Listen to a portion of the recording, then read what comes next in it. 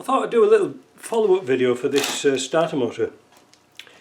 My local starter and alternator shop, it's around about $200 plus tax to get this starter fixed, providing this bit's okay and the windings in here are okay. Now maybe they are, maybe they aren't, but I don't know. I think it's too far gone, because you see, because it's been overheated, we don't know what this clutch thing's like in here. There's a little clutch pack in there, so it can only turn one way. Yeah, I don't know if it's worth repairing or not, but I thought out of fun I'd get you some prices of, you know, variants of this starter motor, which brings us into a little bit of a conundrum, is who makes what and where. So if I wanted a genuine starter motor from Rovers North in America, these prices are in Canadian, by the way, so you'll easily transfer them over. I don't bother changing everybody's prices over, but in Canadian this would be, for a genuine one, $776.53 Canadian. That's not including shipping, not including taxes and duties, etc, etc. Now, who makes the genuine ones? Who knows? It's supposed to be Bosch, but Rovers North also do a Bosch starter, $658.56. But these Bosch starters and things like this, they're all sort of, they're not made in Germany anymore, they're all made in India and China. But let's go down to another one.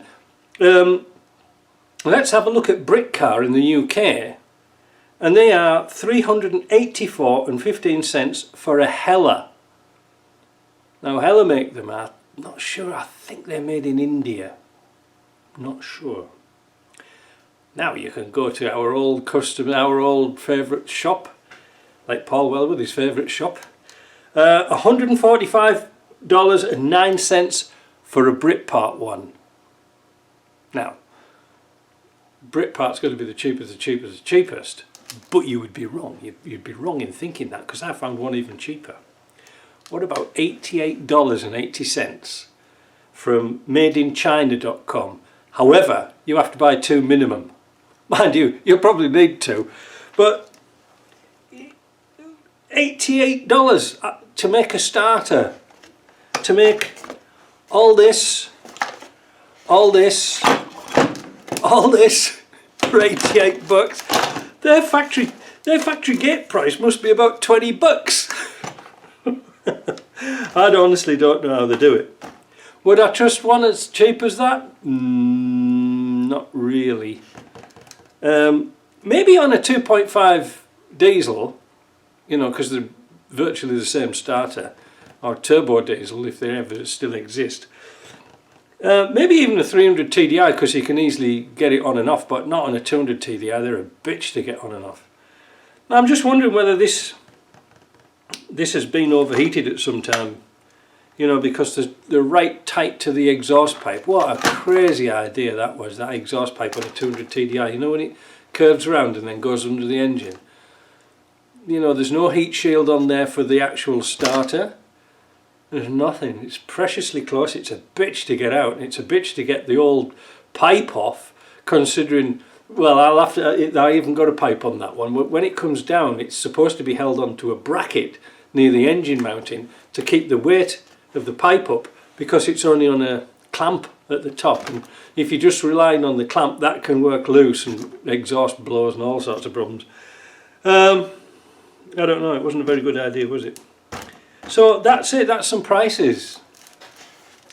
Like I say, none of those prices include shipping or import fees, taxes and duties. So, I don't know.